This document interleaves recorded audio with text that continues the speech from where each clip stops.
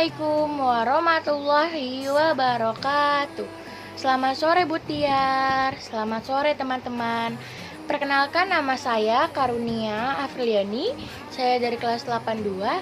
Di sini saya akan mempresentasikan IPA bab 1 yang berjudul Pengenalan Sel. Kata kuncinya sel, teori sel, mikroskop, organel, mikroskopis, spesimen, dan sel punca. A. Sel dan mikroskop. Sel merupakan unit atau bagian terkecil yang menyusun tubuh makhluk hidup. Tetapi hal tersebut tidak menghalangi para ilmuwan untuk meneliti sel. Mereka berusaha menciptakan suatu alat untuk mengamati sel. Kemudian, melalui proses serta penelitian yang panjang, akhirnya terciptalah suatu teori tentang sel. Teori sel tersebut menyatakan bahwa seluruh makhluk hidup tersusun atas sel. Sel adalah unit dasar dari struktur dan fungsi makhluk hidup. Seluruh sel berasal dari sel sebelumnya. Teori sel ini berlaku untuk seluruh makhluk hidup, baik itu besar maupun kecil.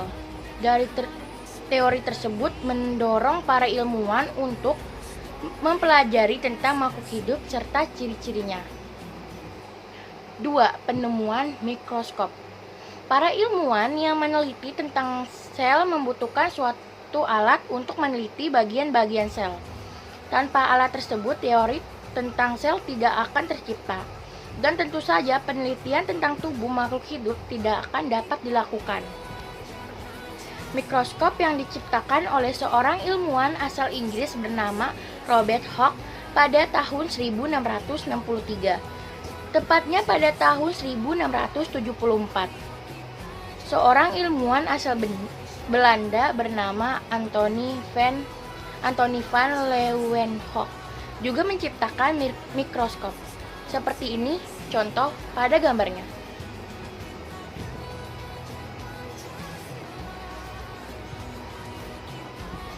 3. Mikroskop cahaya dan mikroskop elektron.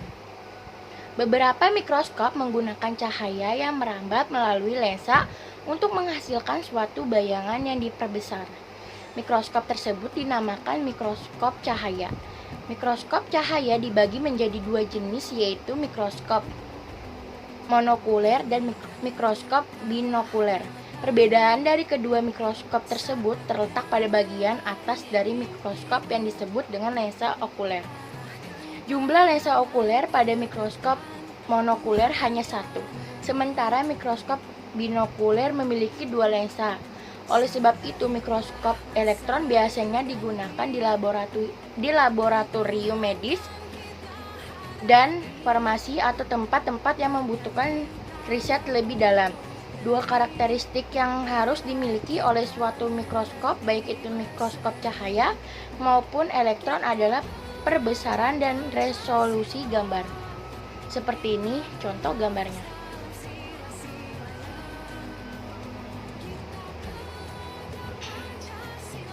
4. Bagian-bagian mikroskop cahaya. Ketika kalian menaruh suatu benda untuk diamati di bawah mikroskop, maka benda itu disebut spesimen. Sementara yang kalian lihat melalui lensa okuler disebut objek gambar. Objek gambar telah mengalami perbesaran 100 kali.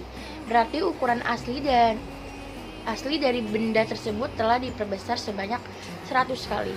Baik lensa objektif maupun lensa okuler memiliki perbesaran masing-masing. Seperti ini contoh gambarnya.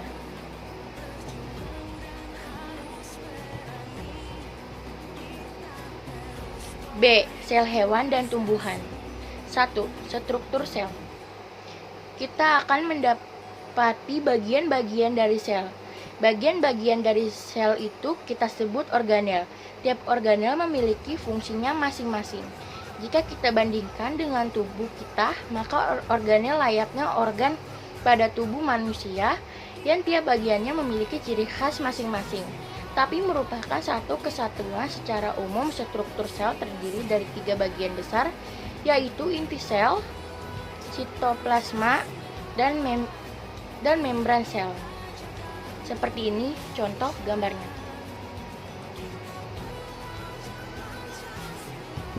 2. Perbedaan sel hewan dengan sel tumbuhan. A. Sel membran. Sel membran dimiliki oleh sel hewan maupun sel tumbuhan. Fungsinya yaitu mengontrol keluar masuknya bahan-bahan yang dibutuhkan oleh sel, yakni partikel makanan, air, oksigen, dan sisa metabolisme tubuh. Pembatas antara sel dengan lingkungan luar. Seperti ini contoh gambarnya.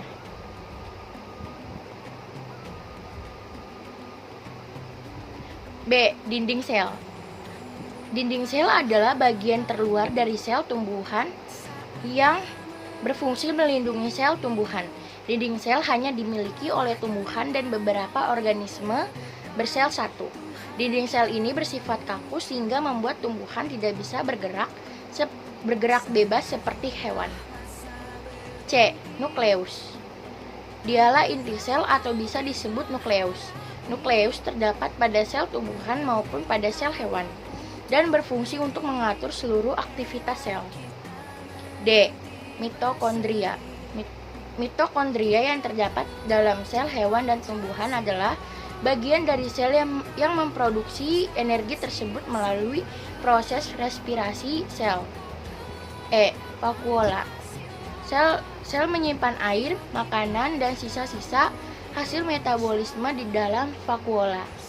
Vakuola di dalam sel tumbuhan jauh lebih besar dibandingkan sel hewan, karena berfungsi untuk menyimpan hasil fotosintesis. F. Kloroplas. Organel yang hanya terdapat pada sel tumbuhan ini mengandung zat warna hijau daun yang biasa disebut klorofil. Dengan adanya klorofil, maka kloroplas berperan dalam proses fotosintesis yang menghasilkan makanan berupa glukosa. G. Sitoplasma. Cairan seperti agar-agar yang menyebar di seluruh bagian sel dan tempat terjadinya reaksi kimia di dalam sel disebut sitoplasma. Ibarat semakuk sup, sitoplasma adalah kuah dari sayur sup tersebut. Sitoplasma mengisi ruang-ruang kosong di antara bagian-bagian sel. C. Spesialisasi sel. 1. Uniseluler dan multiseluler. Dan kebanyakan hewan dan tumbuhan tersusun dari banyak sel atau yang biasa disebut multiseluler. Gabungan-gabungan sel tersebut membentuk suatu formasi sama seperti gabungan-gabungan Lego di atas yang membentuk suatu bentuk. Sementara bakteri sama seperti sekeping Lego hanya terdiri dari satu sel. Organisme yang hanya memiliki satu sel disebut organisme uniseluler yang hanya membutuhkan satu sel saja untuk menjalankan seluruh aktivitas hidupnya. Seperti ini contoh gambarnya.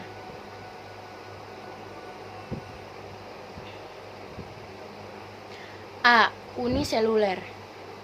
Contoh organisme uniseluler selain bakteri adalah organisme dari kerajaan Protista. Bakteri merupakan organisme bersel satu yang terdapat di mana beberapa bakteri dapat berguna untuk kehidupan manusia. Tetapi banyak juga yang justru menimbulkan penyakit. Bahwa Protista tidak termasuk ke dalam hewan atau tumbuhan.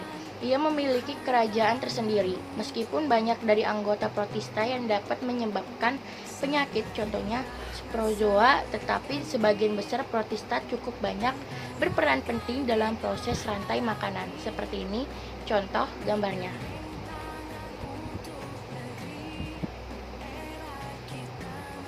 B. Multiseluler dan spesialisasi. Dalam organisme multiseluler, sel tampak terlihat berbeda antara satu dengan yang lainnya. Mereka pun memiliki fungsi yang berbeda. Bisa dikatakan sel tersebut mengalami spesialisasi. Seluruh sel di dalam organisme multiseluler memiliki peran kunci yang berbeda-beda. Ada yang berfungsi untuk mengantarkan informasi dan lain sebagainya.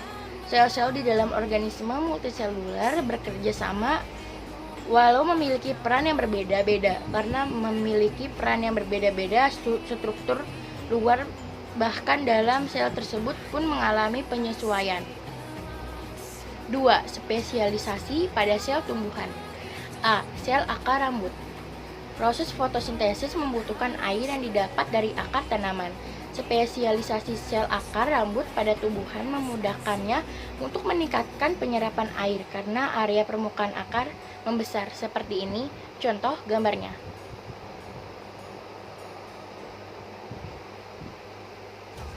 B.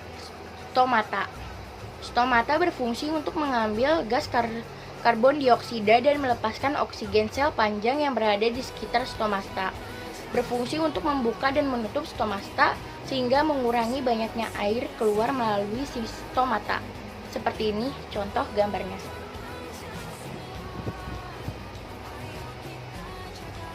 Tiga. Spesialisasi pada sel hewan. A. Sel darah merah.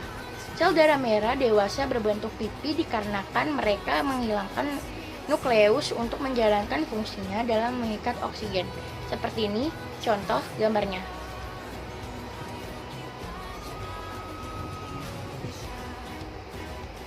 B. Sel saraf. Bentuk sel saraf yang panjang berasal dari perpanjangan sitoplasma dengan tujuan untuk menyampaikan informasi dari indera ke otak dan dari otak ke otot atau kelenjar. Seperti ini contoh gambarnya.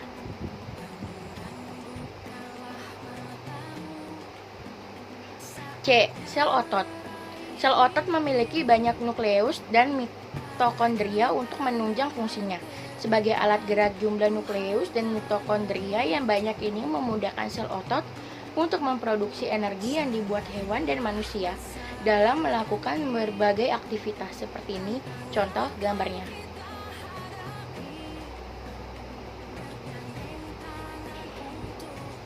D. Sel, jaringan, organ, dan sistem organ. Sel-sel yang memiliki karakter dan fungsi sejenis saling bekerja sama membentuk jaringan-jaringan bersama. Jaringan lain akan membentuk organ-organ bekerja sama dengan organ lain dan membentuk sistem organ kerja sama sistem organ untuk menjalankan fungsi tubuh. Inilah yang menghasilkan istilah organisme. Seperti ini contoh gambarnya.